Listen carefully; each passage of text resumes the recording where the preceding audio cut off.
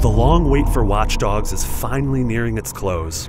I was fortunate enough to spend 5 hours in Ubisoft's Cyberpunk Chicago before its release on May 27th. Here's what I walked away with.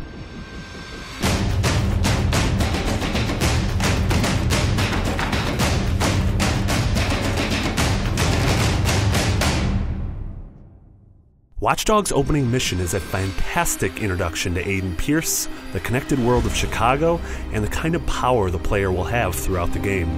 After kidnapping a man who may have information regarding a tragic event in his past, Aiden has to escape a baseball stadium swarming with cops. Causing a massive blackout, slipping past a gaggle of confused guards, and nonchalantly walking through an adjacent bar and into the Chicago night is a smart, tense, and ultimately satisfying introduction to Ubisoft's world. While most of the major missions in Watch Dogs follow a similar serious techno-thriller mold, I have to say that I really appreciated the lighter tone of many of the side quests. Distractions included strange digital drug trips where you had to run around the city collecting 8-bit coins, driving a Carmageddon-esque deathmobile, and causing as much chaos as possible with this giant, fully armed spider mech. The wealth of genuinely entertaining diversions is one of Watch Dogs' stronger elements. Open worlds can quickly become boring if they're not populated with enough content, and luckily Watch Dogs always seems to avoid that problem. But this isn't to say that there aren't elements of the game I'm not wild about.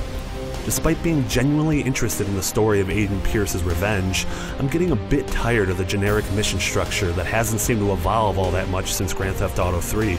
The core gameplay loop of driving to your marker on the map, watching a cutscene, completing a mission, and watching another cutscene that leads you to the next marker has really had its impact dulled from sheer use over the past decade. What I want to see from this new generation of consoles and games is a more natural means of storytelling. I loved being in control during that opening mission, and having what I did as the player help move the story forward. Having control ripped away and being forced to watch an info dump of a cutscene? Not so much. Here's to hoping for more of the former.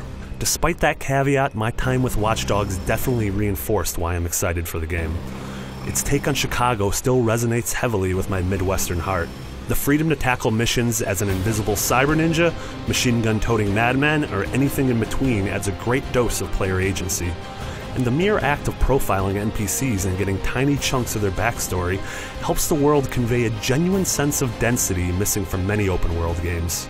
I'm still hyped after 5 hours. I can't wait to see how the next 30 hold up. For so much more on Watch Dogs leading up to our review, stay here on IGN.